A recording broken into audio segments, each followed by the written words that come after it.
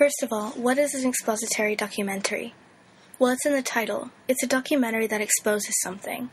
Normally, a lot of this would involve investigative journalism. Types of expository documentaries would include things like finding injustices, people who are doing something wrong, usually involving people getting doorstepped. Being doorstepped is when a journalist just appears at your door to interview you. They take an issue and expose it. For example, there's a documentary that was directed by Daniel Junj and Pakistani filmmaker Sharmeen Obaid Chinoy called Saving Face, which exposes the issue about acid attacks on women.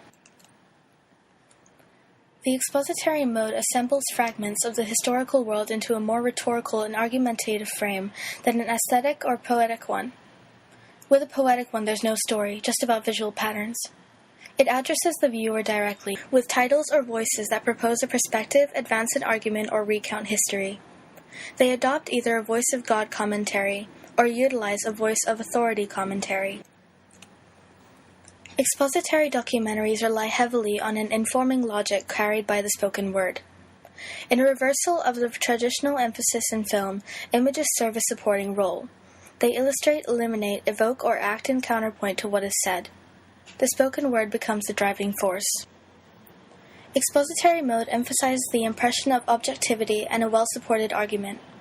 The voiceover commentary seems literally above the fray. It has the capacity to judge actions in the historical world without being caught up in them. The professional commentator's official tone, like the authoritative manner of news anchors and reporters, strive to build a sense of credibility from qualities such as distance, neutrality, disinterest, or omniscience. Observational documentaries are basically, in other words, called fly-on-the-wall documentaries. It's made to seem as if you're watching from the sidelines and you're not interacting with the subject at all. You're simply just watching. For observational documentaries, it's quite hard to script, but you can have a rough structure on it. In observational documentaries, there's an absence of music, which is something expository documentaries use usually to provoke an emotional response from viewers, absence of titles, inner titles, and reconstruction. It can be quite hard-hitting for the viewer, especially if it shows an actual real-life event. It leaves the audience to make up their own mind as they watch. For observational documentaries, when filming it, you have to expect long takes since you're observing something as a viewer and everything is very direct. Interactive or participatory documentaries involve whoever's directing it or the journalist or the operation actually speaking with the subject. Similar to an interview, but also possibly following the subject and joining in with whatever they do. Documentary filmmakers also go into the field and speak about what they experience. These kind of documentaries involve active engagement and is the complete opposite of observational documentaries. You're not just a fly on the wall anymore, as the filmmaker actually becomes a social actor in the documentary. For example, Michael Moore. He's on screen and we see everything in his point of view. The filmmaker still has the power and the other actors have no control over what happens. An interactive documentary is both objective and subjective. One of Michael Moore's documentaries that involve an interactive documentary is his documentary called Fahrenheit 9/11, which is his opinion about what could have been done during the disaster of the Twin Towers that was on September 11th of 2001. Participatory documentary gives us a sense of what it is like for the filmmakers to be in a given situation and how that situation alters as a result. There are issues that come with having a participatory documentary, however, because of how participatory documentaries involve the ethics and politics of the encounter. A filmmaker making an interactive documentary needs to take into account of how far they can go. What responsibility does the filmmaker have for the emotional aftermath of appearing on camera? What ties join filmmaker and subject and what needs divide them? An example of wondering how far you can go is a documentary about the Costa Concordia. There was a man who had a fear of water and then had to speak about it, which was a traumatic experience.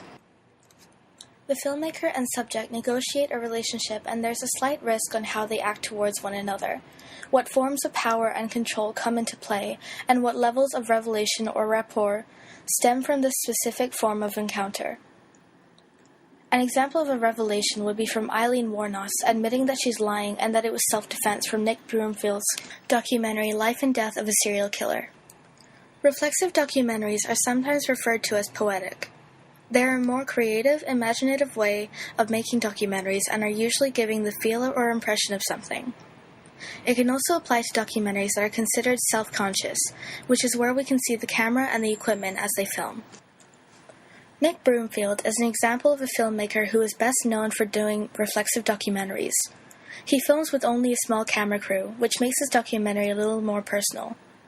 Showing the cameramen is normally typical of a reflexive style of documentary. Louis Theroux is another example of a filmmaker who makes reflexive documentaries as he is in front of the camera and normally interviews the people he films.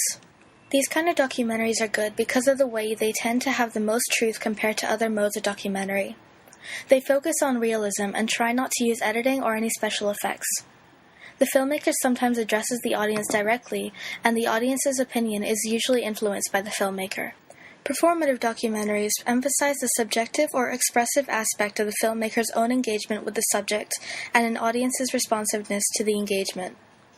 It rejects the notions of objectivity in favor of evocation and effect. An example of a performative documentary is Tongues Untied, directed by a man named Marlon Riggs. This documentary stresses emotional complexity from experience. Performative documentaries usually involve the filmmaker interacting with the subject, and the audience also gets to hear comments about how the documentary was made, and the subject matter often concerns an identity, whether it's gender, sexuality, as well as others, rather than factual topics.